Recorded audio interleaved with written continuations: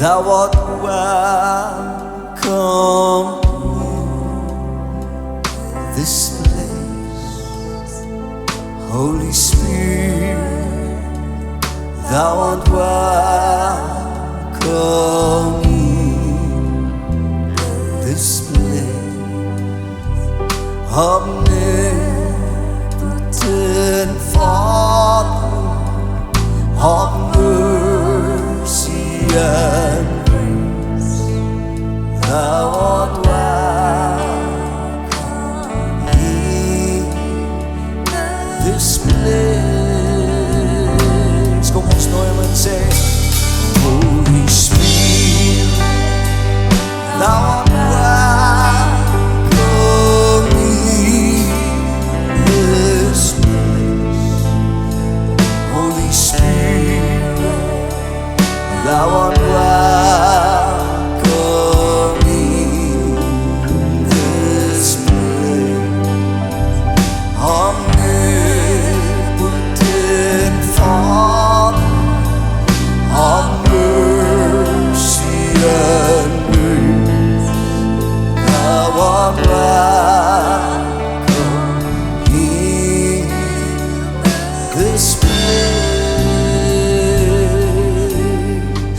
And Holy Spirit, thou art welcome in this place. Holy Spirit, thou art so welcome right here in this place. Omnipotent Father of mercy and grace, thou art welcome in this place.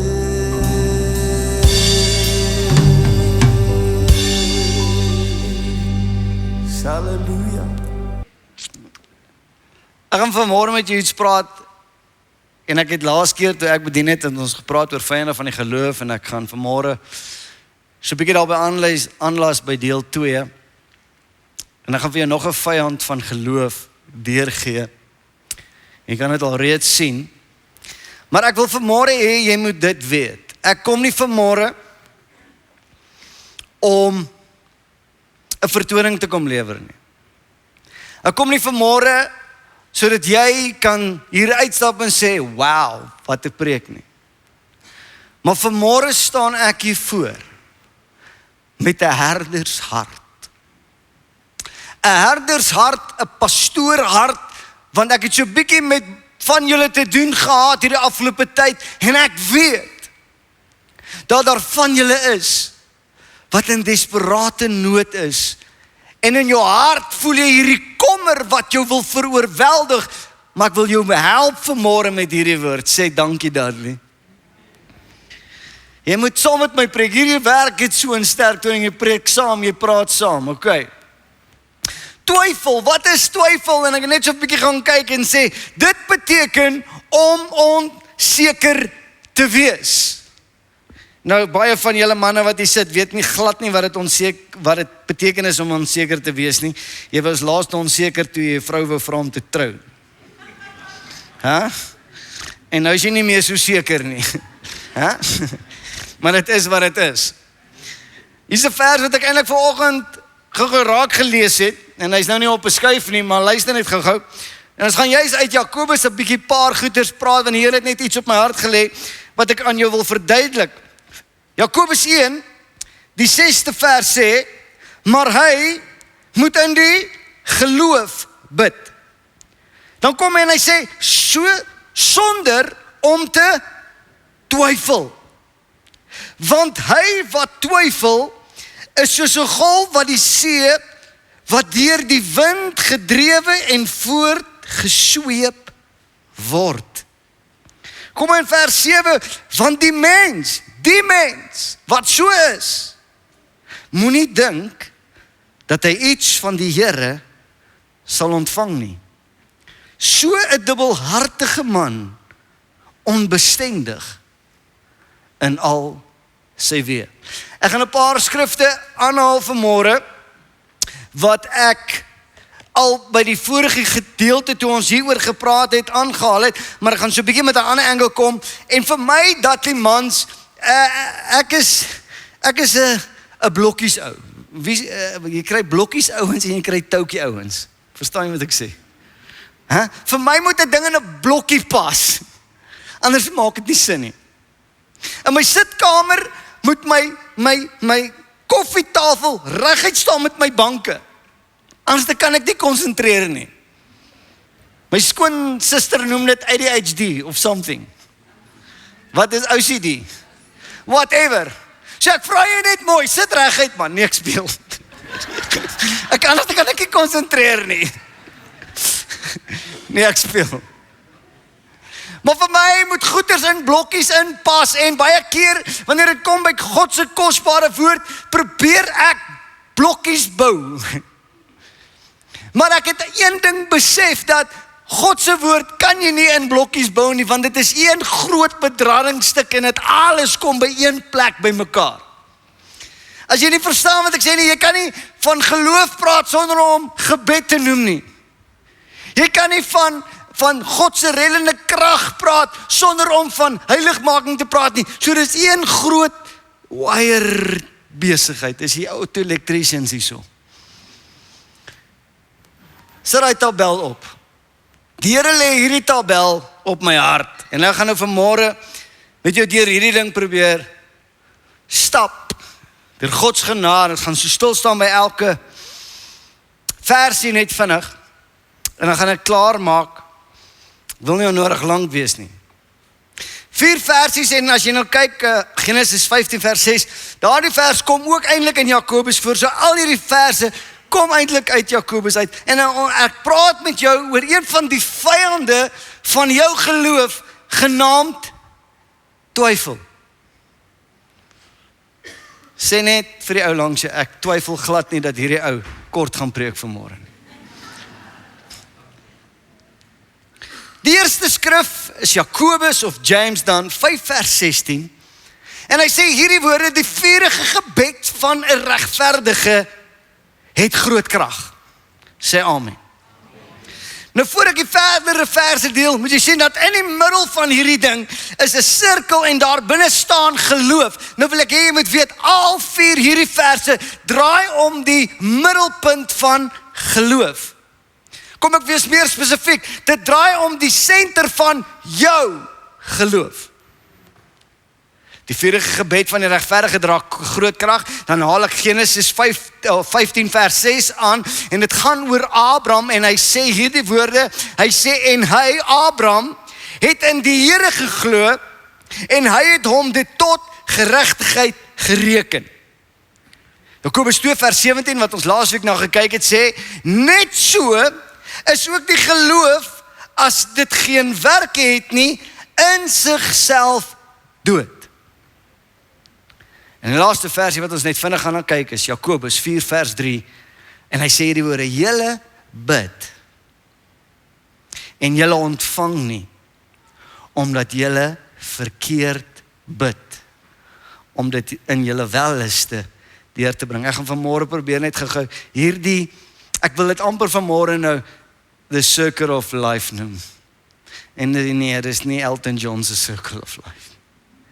Maar daardie ding wat ek en jy deurgaan as gelowige keer op keer op keer. Ek beleef dit in my lewe. Kom ons gaan na die eerste versie toe. En probeer ek dit vir jou verduidelik vanmôre. Jakobus 5 vers 16, hy sê die vurige gebed van die regverdige. Nou sit jy vanmôre hier, ek praat met jou oor geloof. Dan lees ek 'n vers soos hierdie en die eerste woordjie wat jou opval is die vurige gebed. En baie keer in die Pinksterwêreld, wanneer ons dink aan vurig, dan dink ons aan daai oom wat so hard bid dat jy self nie kan hoor konsentreer nie. En ons maak miskien 'n verwarring en ek het niks daarteen nie. Ek glo in vurige gebed, maar ek glo ook in gesamentlike gebed. En wanneer ek kom by gesamentlike gebed, help dit nie die een ou bid die ander ou dood nie. As jy nou al Woensdae hier was en veral hier aan die einde van die jaar, wanneer ons die Bybelstudie klaar, dan kom bid ons net by mekaar en dan begin ons en ons kniel en ek verduidelik jou net iets en dan begin elke ou saggies bid. Maar God weet die eenheid in die Heilige Gees begin die ding opstart. En almal begin later harder bid. En later as die ou hier verbyry, dan dink hy hier is een groot storie aan die gang hier binne, maar eintlik is dit die vurige gebed wat besig is om op te gaan. Maar die vurige gebed het ek net vinnig gaan kyk en hy sê hierdie woorde om dit te verduidelik, hy sê die intensiteit en betrokkenheid wat vereis word wanneer ek en jy bid. En want ek vanmôre met jou praat oor geloof en ek praat oor hierdie vyand van twyfel, wil ek vir jou sê, dit maak saak. Die intensiteit waarmee jy bid, maak saak. Hy gaan verder en hy sê, effektiewe, vurige gebed vereis dat die persoon hulle hele wese roer. En God met vasberadenheid vasgryp. Wat is die vurige gebed? Dit beteken dat ek en jy moet ernstig wees in ons binneste wanneer ons met God praat. Is jy by my? Help my, Here. Dis die een gedeelte wat ons dan moet begryp. Maar dan gaan ons na die tweede gedeelte toe en dan kom hy met hierdie woorde en sê, die vurige gebed van die, kom en help my, van die regverdige. En nou, ekskuus as ek nie met jou praat nie, en miskien praat ek net met myself, maar telke maal het ek in my lewe op 'n plek gekom en sê, Here, ek voel nie regverdig nie. Hallo? Ek het 'n probleem in my lewe, Here, hier's 'n storm in my lewe, ek moet bid, Here, maar ek weet nie of U my gaan hoor nie, want ek voel nie so regverdig nie. Kom aan, praat ek met iemand. Here, nog voor ek bid, ek dink nie ek verdien dit nie. Ek weet nie hoe regverdig is ek dat my gebede krag by God gaan dra nie. En dan kom ons eintlik by 'n mate van twyfel. Jy sien, sê hierdie woorde, duiwel, twyfel. Duiwel, die twee goed loop so. Want wanneer jy 'n saak het, 'n storm het in jou lewe, en jy in gebed na God toe gaan, wie is eerste daar? Meneer duiwel, aka twyfel. En wat sê hy vir jou? Hy sê, jy kan bid tot jy blou in jou gesig is, jy weet vir jou heilige siel, jy verdien nie om deur God gehelp te word nie, praat ek met iemand. Jy verdien dit nie. God kan dit doen, maar vir jou gaan hy dit nie doen nie. Dan gaan ek na die tweede versie toe en ek probeer vinniger deur dit gaan. En dit is die openbaring wat ek wil hê jy moet vanmôre kry. Ons gaan 'n paar goeters vir mekaar sê. Hy sê, en hy, Abraham, het in die Here geglo. En hy het hom, hy, God, het Abraham se geloof in hom tot geregtigheid gereken. Nou kom ek verduidelik jou gou hierdie storie en ek wil hê jy moet hierdie verstaan vanmôre. Die geregtigheid wat ek en jy besit, het jy niks mee te doen nie. Maar dank God, daar was 'n kruis waaraan die seun van die mens gehang het. En deur daardie kruis is jy geregverdig. So dit gaan nie oor hoe jy voel nie, dit gaan nie oor die opinie wat jy oor jouself het nie, dit gaan op die einde van die dag oor die opinie wat jy van Jesus Christus het wat vir jou sondes aan die kruis gesterf het. Wat ek vanmôre vir jou probeer sê, is dat jou regverdigmaking het niks met jou te doen nie, maar dit het alles met die kruis van Jesus Christus te doen. Fokus minder op jouself en fokus meer op hom. Ek wil jou 'n vers lees, Romeine 3 vers 23 vers 24 om jou net gou, en ek probeer nou hierdie sirkel klaarmaak. So met ander woorde, eerste versie, ons bid, maar dan twyfel ons want ons voel nie regverdig genoeg nie. Maar dan kom ek nou en ek sê vir jou dat jou geregverdigmaking is nie deur jou werk en ons gaan nou daarna kyk, maar deur wat Jesus Christus vir jou gedoen het. Sê net amen daarop. Romeine 3 vers 23, ons gebruik het baie keer wanneer ons met siele werk. Hy sê, want almal, slaan so, sê almal, het gesondig, en dit ontbreek hulle aan die heerlikheid van God, en hulle word, hoor hierdie woorde, word deur sy genade, sonder verdienste, geregverdig, deur die verlossing wat in Christus Jesus is. Kan ons net so 'n bietjie Pinksterdiens hou en sê, Here, dankie. Gee die Here 'n bietjie lof. Amen. Jy kan niks bydra by jou regverdigmaking nie. Die oomblik toe jy met geloof Jesus aanneem, toe word jy geregverdig. Die volgende verse, Romeine 3 vers 25, 26. Hom het God voorgestel. Hy verduidelik dit voor die oë van die hele wêreld in sy bloed as versoening. Die kruis staan vir die hele wêreld om te sien. In sy bloed as versoening deur die geloof. Wat is dit wat my en jou konnekteer aan die regverdigmaking? Dit is my en jou geloof.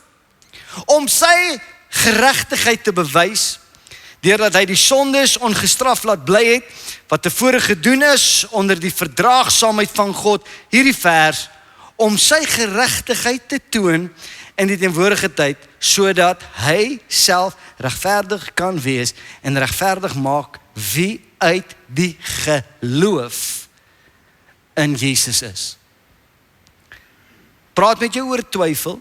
Ek weet ek vat 'n lang paadjie, maar die eerste ding is, baie keer wil ons bid, maar ons voel onvrymoedig om te bid, want jy voel nie regverdig genoeg nie. En ek kom vanmôre met 'n eenvoudige woord en ek sê vir jou, jy as die oomblik wanneer jy Jesus Christus aanneem as jou verlosser en saligmaker, word jy geregverdig. Nie deur jou werke nie, maar deur die geloof wat jy in Jesus Christus plaas. Is jy nog by my? Is nou 'n paar goed wat ek daar kan sê, maar kom ons gaan na die volgende vers toe. Jakobus 2 vers 17. En dis nou hier waar ek 'n bietjie 'n groter sprong vat. Bly by my. Net so ook, sê die woord dan nou. Laasweek daarna gekyk. Net so is ook die geloof, as dit geen werke het nie, in sigself dood. Nou kom ons gaan net terug na die dief toe aan die kruis. Hy hang daar, hy het niks gedoen om sy regverdigmaking te verdien nie, maar tog met geloof en belydenis in Jesus Christus vind hy homself in die paradys. Maar nie almal van ons gaan sterf nou nadat ons Jesus aangeneem het nie. En dit is die waarheid, en ons het laasweek daaroor gepraat, dat as ek en jy sê dat ons glo in die werk van Golgotha, as ons sê dat Jesus het my vry kom maak van sonde, dan beteken dit dat daar 'n impak is op hoe ek en jy begin leef. Kan jy net sê amen? Dis dood eenvoudig en maklik goed. As jy by my, sê amen. As jy nie by my is, sê net Blowball. Ons weet, julle is 'n paar dae agter. Ekskuus. Nou wil ek net hierdie eenvoudige som vir jou gesê. Uit dit alles wat ek nou gesê het. Werke, dit wat jy doen, wat jy is. Werke is gelyk aan regverdigmaking is. Kom aan, help my so 'n bietjie. As jy werke gebruik om jouself te regverdig, is dit verkeerd. Is jy by my? OK. Maar dan moet ons hierdie som maak. Wanneer ons by die kruis was en ons deur die bloed van Jesus geregverdig is, dan beteken dit dat ons nuwe werke moet toon. Is dit nie wat hierdie vers sê nie? Kom ons gaan so 'n bietjie full circle. Regverdigmaking beteken nuwe werke. Dit beteken 'n nuwe missie. Kan ek vir jou 'n paar goed in Engels sê? Ek love it om Engels te praat. Justification is God declaring us righteous. Works are our lives agreeing with His declaration. Hier's nog een. Grace, die genade van die kruis. Grace saves us. Our faith receives it, but our works reveal it. Wil jy net gou insink by jou? Met ander woorde, dit is net genade van die kruis van Jesus Christus wat my en jou kom regverdig maak het. Dit is net jou geloof in die voltooide werk van Jesus wat dit kan ontvang. En wanneer ek en jy dit ontvang het, moet my en jou se werke wys wat ek en jy ontvang het. Het jy Engels verstaan? Moenie amen sê in Afrikaans, jy sê amen. Amen. Alright, let's go. Nou bring ek weer hierdie storie na jou toe, wat ons laas keer na gekyk het, in Jakobus 2, en ek het jou die storie vertel van Abraham, wat sy seun Isak moes gaan offer het. Ek lees vir jou hierdie gedeelte. Hy kom in Jakobus 2 vers 21 tot 23. Is Abraham, my vraag, is Abraham ons vader nie uit werke geregverdig, toe hy Isak, sy seun, op die altaar geoffer het nie? Nou kom ons fokus net gou op daai versie.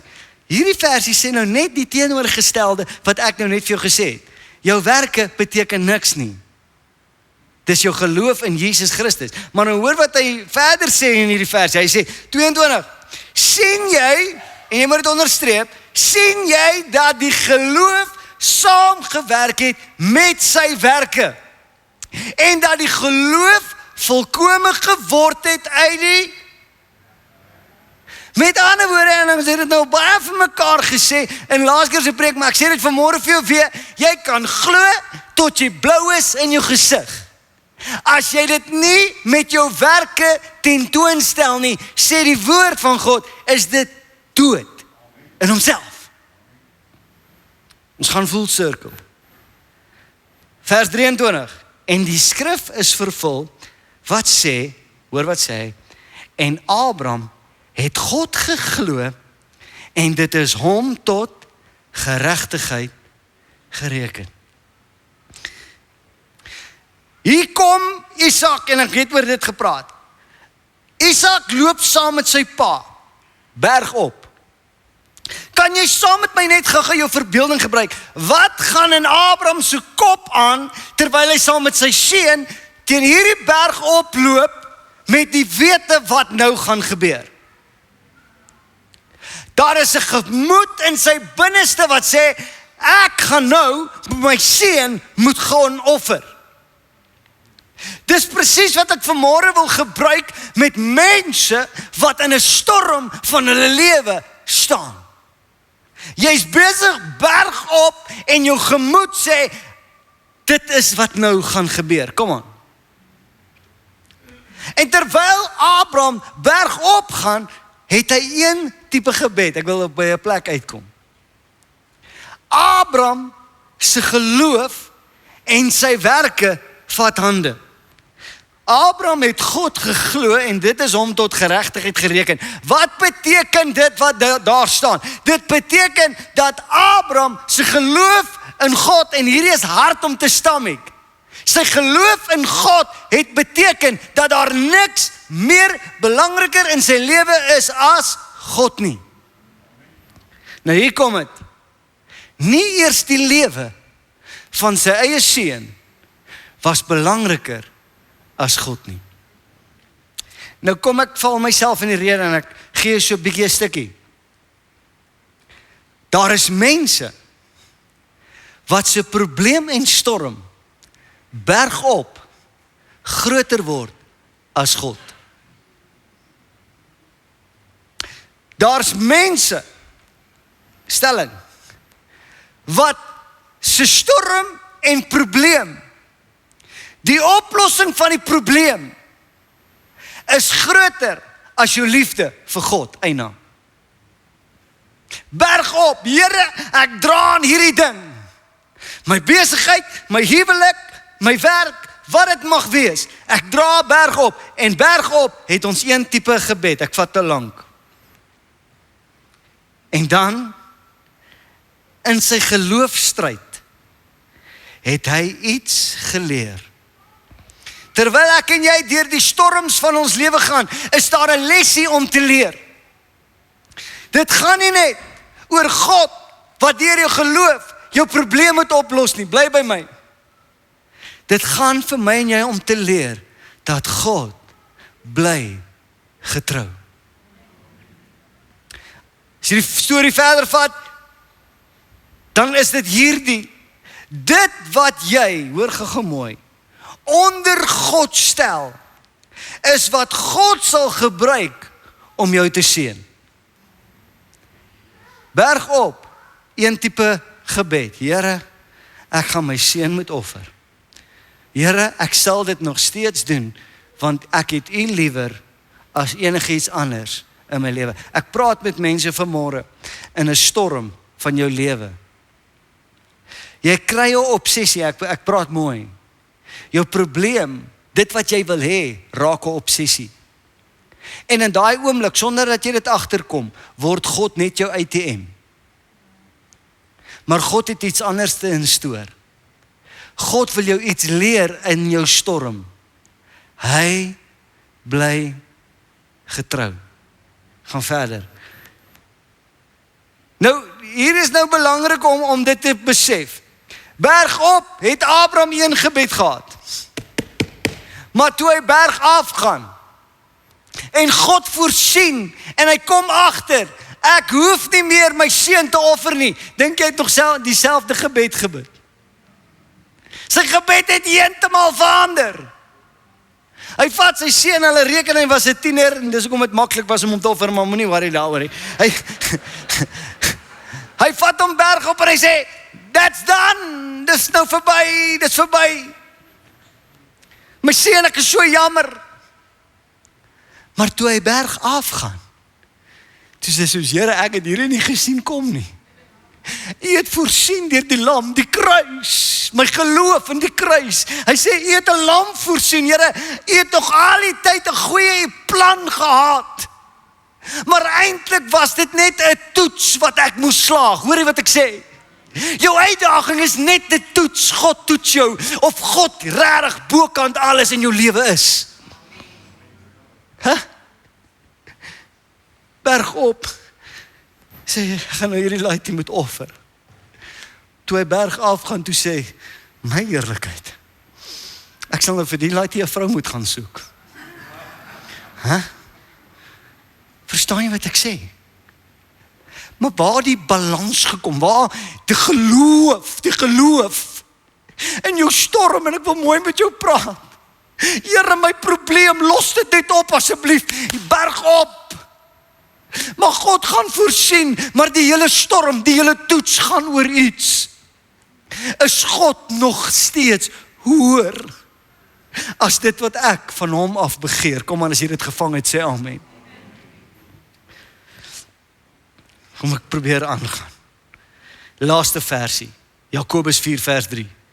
Julle bid en julle ontvang nie, omdat julle verkeerd bid en dit in julle welleste wil deurbring. Ek gaan net lees wat ek geskryf het. Geloofstryd het die vermoë om jou visie te verander. 'n Nuwe visie bring 'n nuwe missie. En 'n nuwe missie, ek hoop jy bly by my, bring nuwe gebede. Kan ek jou die full circle wys weer met my aanhalingsroom, Sammy? Is jy nog daar? Lees saam met my. Dis die prentjie wat ek vandag vir jou probeer skilder. Vurige gebed ontbreek as gevolg van twyfel in jou verdienste. Maar dan kom hy en ek skryf dit, jou gebed word nie gehoor uit jou verdienste nie, maar uit dit wat Jesus vir ons gekoop het deur sy bloed. Dit moet jy verstaan. Maar dan gaan ons na die ondersteune toe.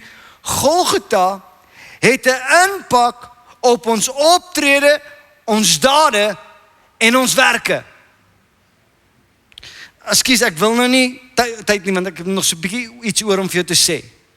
Golgotha moet 'n impak hê op my werke.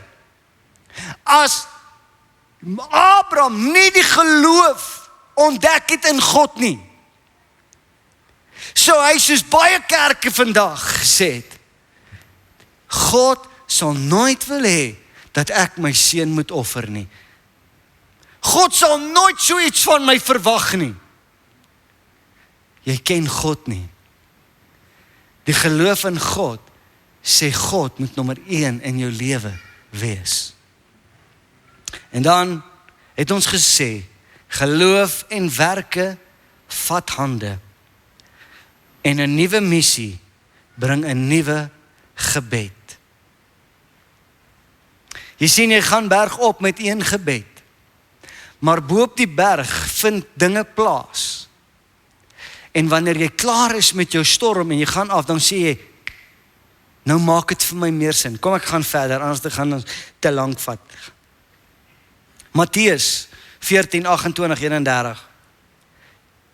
Jesus laat sy disippels op 'n skuitjie gaan.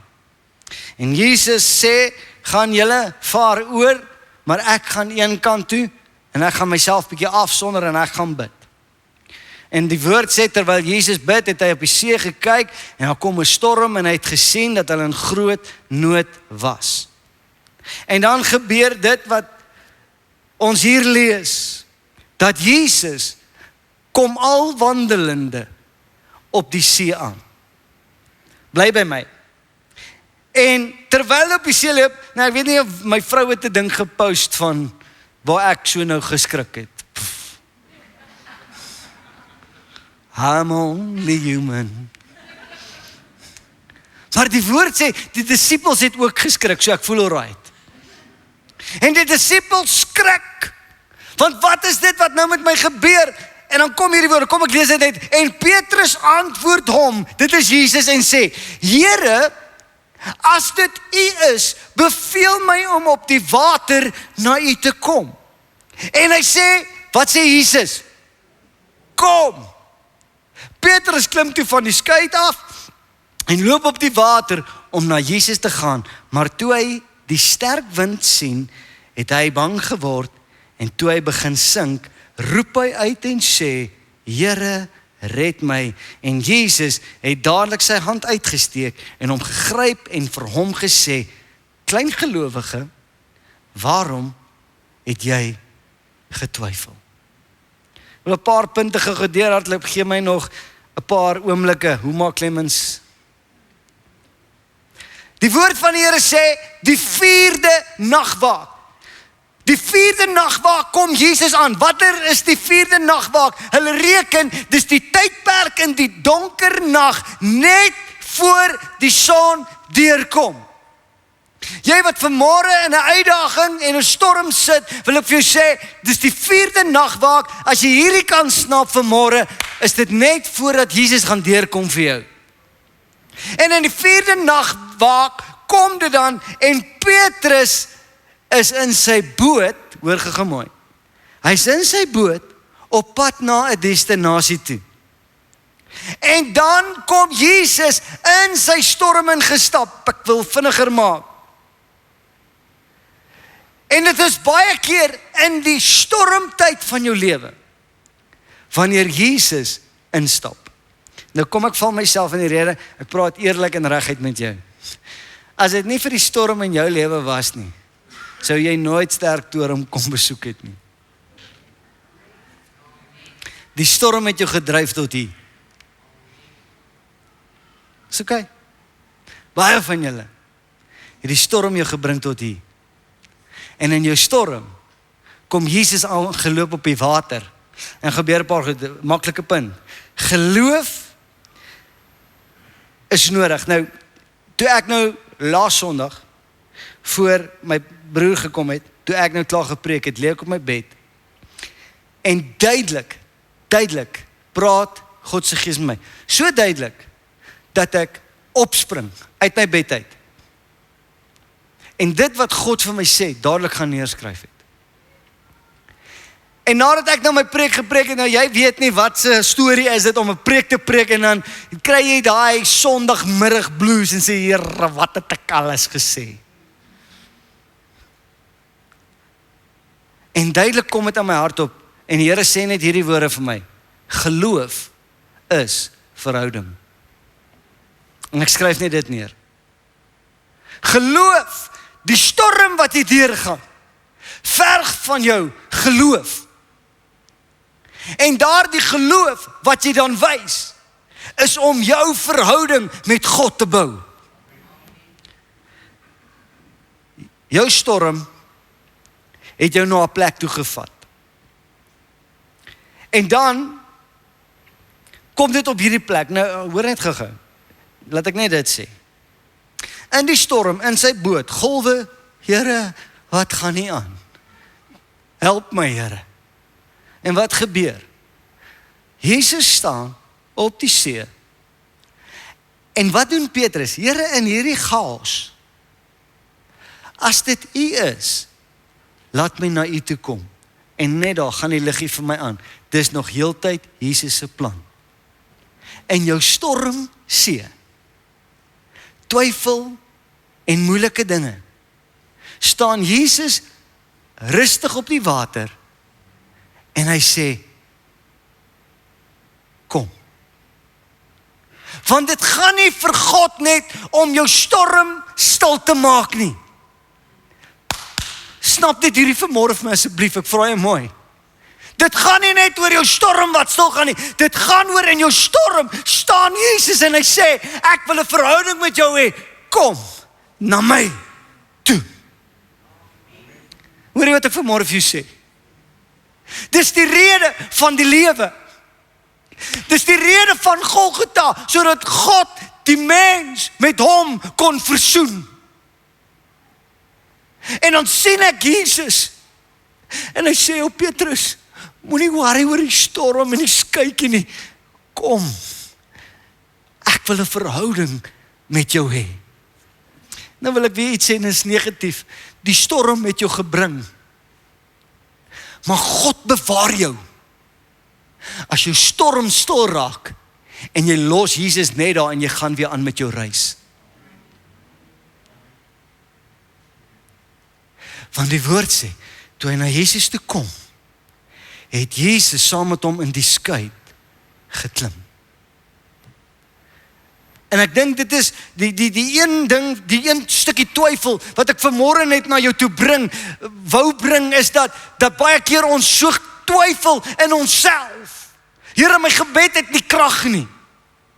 En ek het jou probeer verduidelik dat dit is die werk van Golgotha wat my en jou die vrymoedigheid gee om vurig te bid tot God vir ons probleem. Maar dat ek ook vir jou gewys die ander stukkie twyfel van hierdie Petrus wat in sy omstandigheid sê, Here, hierdie storm moet stil en al wat Jesus van jou en van my vra is in jou storm, kom net hier. Kom dat ek jou vashou. Ek wil 'n verhouding met jou hê.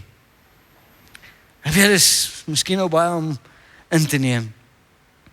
En dan sê jy, Here, maar wat nou van my storm? Ag, kan ek dit vanmôre mee? Ek weet dis mense met groot dinge in hulle lewe. Moenie worry oor jou storm nie. Bou jou verhouding met God. Bou jou verhouding met God. Staan stil in jou storm en bou verhouding met Jesus. En Jesus het saam met Petrus teruggeklim in sy boot. Kan ek net gou nog 'n paar oomblikke kry? Ek gaan net lees. Twyfel. Kom ons praat oor twyfel nie gou. Twyfel en ongeloof is nie dieselfde ding nie. Ek het jou gelees wat die woord van die Here sê en sy uitspraak is sterk oor twyfel. 'n Man wat twyfel moenie dink dat hy iets van die Here sal ontvang nie. Maar twyfel en ongeloof is nie dieselfde nie. Kom ek verduidelik jou so. Ongeloof is wanneer iemand sê ek glo glad nie in God nie. Dis ongeloof. Maar twyfel is wanneer ons kyk na die storie van Petrus en jy kom agter dat jou golwe en jou storm raak groter as God, dan begin jy twyfel.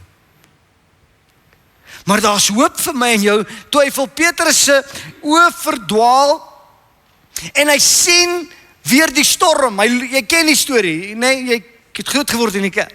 Hy klim uit en hy gee 'n paar tree, maar dan haal hy sy oë van Jesus af en hy begin weer op die golwe fokus en dan sonkyk. Al wat ek vanmôre wil sê is dat twyfel kom wanneer jy na die golwe eerder kyk en na die winde kyk eerder as om jou oë op Jesus te hou. En dan sê hy, Here red my, hy steek sy hand uit. Die Amplified sê hierdie woorde, O you of little faith, why did you doubt? En toe Jesus in die boot klim, het die storm bedaar. Dit gaan nie oor jou storm nie. Dit gaan oor jou verhouding met Jesus Christus. Die storie wat ek jou gelees het, en even maak ek klaar. Die storie wat ek van Abraham en Isak gelees het in Jakobus. Dit is hom tot geregtigheid gereken en hy het hierdie geloof toegepas en geloof en werke vat hande en hy berg op een preek, maar berg af heeltemal 'n ander preek. Maar hoor net gou wat sê hierdie woorde in daai selfde gedeelte. Nadat hy nou daai hele storie verduidelik het wat ek nou gelees het, kom hy in Jakobus 2 vers 21 tot 23 en die skrif is vervul wat sê en Abraham het God geglo en dit is hom tot geregtigheid gereken en hoor mooi en hy is 'n vriend van God genoem. Wat is die rede van die storm? Het gaan nie net, as sê dit met die grootste respek, gaan nie net oor 'n party trick, daar het Jesus my storm stil gemaak nie. Die storm met 'n doel en die doel is dat jy en jou vriendskap met God sal sterker word. Dis waar dit gaan. En as jy hierdie nie snap vanmôre nie, gaan jy miskien jou toets oor en oor en oor moet skuif. Maar vanmôre sê ek, die belangrikste van jou storm is om 'n vriend van God te word. En die enigste manier om 'n vriend van God te word is om te sê, Here, ek stel U met geloof hoër as enige iets anderste. Gaan nou dit sê. Jou huwelik. Moenie jou huwelik veraf God nie. Jou huwelik moet nooit hoër as God wees nie. En die oomblik wanneer jy jou huwelik onder God kan plaas en sê, God is nommer 1, gaan God jou huwelik kan genees. Hoor jy wat ek sê? Jou besigheid, meneer. As jou besigheid belangriker in jou lewe is as God, geloof sonder die werke sit God bo. En dan gaan jou besigheid geseën kan wees. Want God begeer nie net om jou besigheid te genees en reg te maak nie. Hoor gou mooi. Ek weet ek herhaal 'n bietjie. God soek 'n vriendskap met jou. Ek het by die jeug het ek begin om liedjies bymekaar te sit vir die jong mense om te sing. En ek het 'n liedjie gehoor en gaan skryf ek ander woorde, lang storie kort. Ek gaan vanmôre hulle vra om hierdie liedjie te speel. Die woorde gaan op die bord wees, jy kan dit saam sing of jy kan net vanmôre jou oë toemaak en sê, Here, ek glo dat U my gaan help. Kom ons sit werke by geloof. Wie in hierdie plek sê, ek glo God gaan deurkom vir my in my lewe? Okay, sak jou hand. Wie kan vanmôre sê, ek is bereid om God bokant alles in my lewe te stel? Want dit is wat die antwoord is in jou lewe. God bokant dit alles.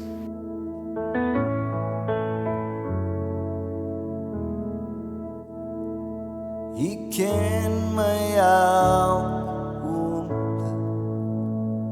hy kom deur my storm sien.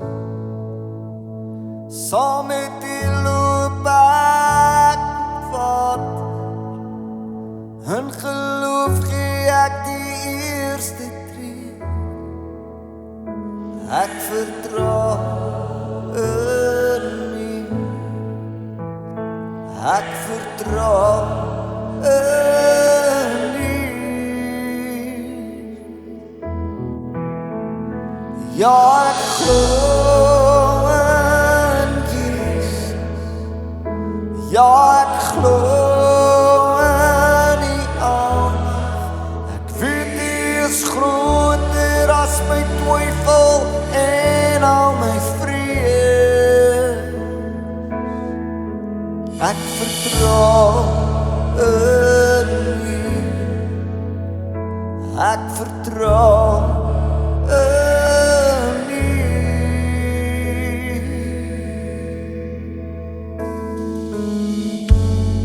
By U is alles moontlik. By U is alles moontlik. By U is alles moontlik. Ek vertrou op U.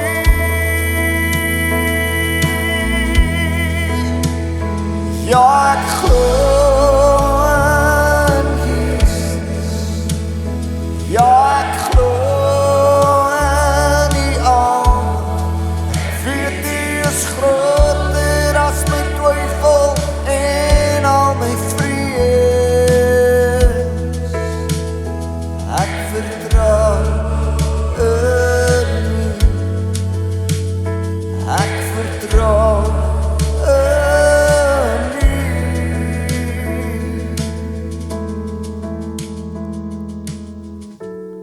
By U is alles moontlik. By U is alles moontlik. By U is alles moontlik. Ek vertrou op U.